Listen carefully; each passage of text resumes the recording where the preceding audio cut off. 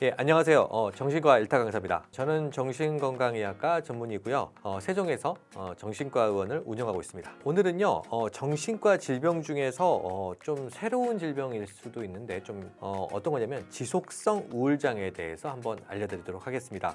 어떤 질병인지 좀 감이 잘 안 오시죠? 이게 이름에도 나와 있는데요. 이게 우울증이 지속적이라는 그런 뜻이거든요. 우리 정의상으로 보면요, 우리가 보통 말하는 우울증, 주요 우울장애라고 하는데 주요 우울장애보다는 가벼운 우울 증상이 2년 이상 아주 오랫동안 지속되는 것을 의미합니다.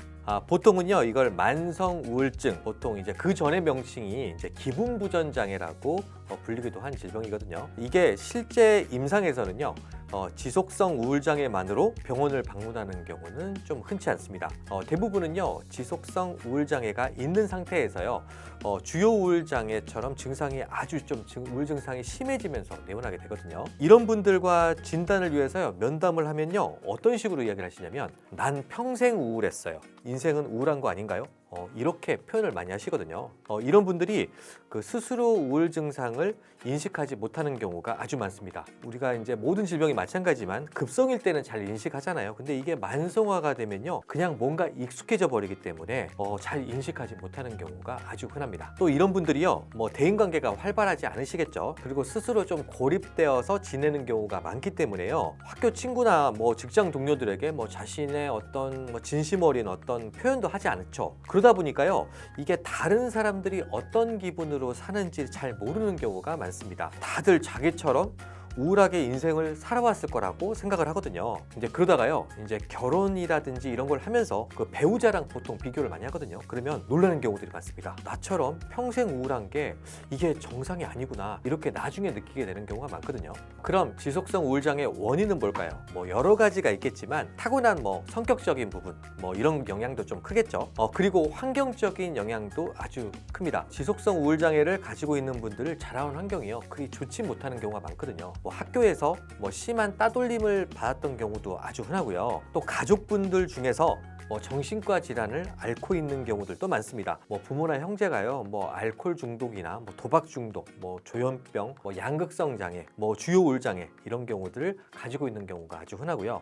이런 분들이 또 가정 환경이 전체적으로 좀 불우하죠. 그런데 이게 사람이라는 게 적응의 동물이잖아요. 그러니까 이런 좋지 않은 환경에서 주요 우울 장애가 생길 수도 있지만 이게 이제 만성적인 우울증 형태로서 나타나는 게 지속성 우울 장애다, 이렇게 우리가 말을 할 수 있을 것 같아요. 또 이런 분들이요, 우울증이라고 제가 표현을 하면 난 우울하지 않아요 등 자기 질병에 대해서 인정하지 않으려는 성향들이 좀 강하거든요. 우리가 이걸 이제 방어기제라고 하는데 보통 방어기제 부정이라고 표현을 하죠. 여러 가지 이유가 있겠지만요, 그 부모의 우울증을 보고 자라다 보면요, 그 우울장애에 대한 어떻게 보면 부정적인 인식이 많아지거든요. 그러다 보니까 정신과 치료에 대해서도 약간 부정적인 면도 많은 것 같습니다. 또 이런 게요, 우울 증상이 좀 지속되면요, 우리가 경계성 성격 장애처럼 이게 고착화되는 경우들도 있거든요.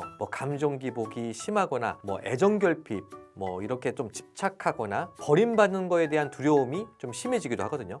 그래서 자해라든지 자살 시도하는 과거력이 있는 경우도 있습니다. 지속성 우울장애는요, 증상 자체로는 주요 우울장애보다도 약해서 더 쉬운 병 같지만요, 사실 반대인 경우가 많습니다. 훨씬 치료도 어렵고요, 장기적인 치료를 요하는 경우가 많거든요. 치료 자체는요, 주요 우울장애랑 큰 차이는 없습니다. 약물 치료 및 우리가 정신 치료가 기본이 되고요. 그리고 이게 주요 우울장애처럼 효과가 드라마틱하게 좋아지지 않는 경우들이 아주 흔합니다. 그렇지만요, 이게 포기하지 않고 꾸준히 치료를 받으면 이게 무조건 좋아지니까 희망을 좀 가지고 치료를 하셨으면 좋을 것 같습니다. 오늘 제 얘기를 듣고요, 내 얘기다 라고 생각하시는 분이 계시면은 가까운 정신과 의원을 방문해서 상담해 보셨으면 좋을 것 같습니다. 오늘은요, 지속성 우울장애에 대해서 한번 알아봤습니다.